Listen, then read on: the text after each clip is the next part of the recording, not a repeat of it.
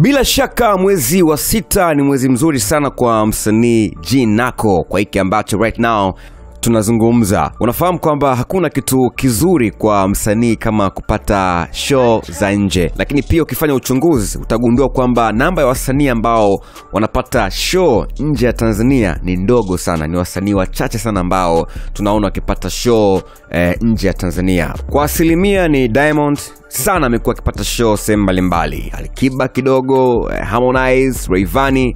Namba ya wasanii sio kubwa ambao wanaperform nje ya mipaka. Kwa upande wa wasanii wa rap ndio kabisa, yani ni changamoto sana kuona wasanii wa rap wakipata nafasi ya kupiga show nchi za Kiarabu, lakini pia hata UK.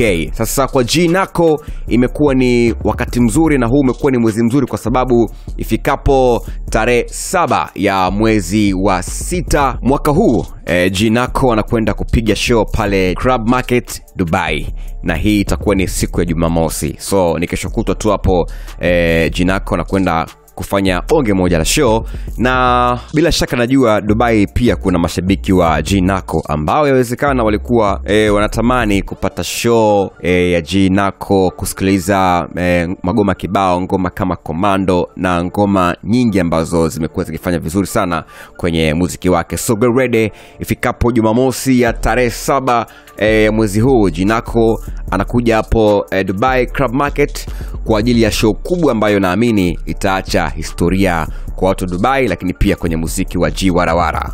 Niambie mtazamo wako ni upi, na endelea kusalia SNS kwa taarifa nyingi zaidi.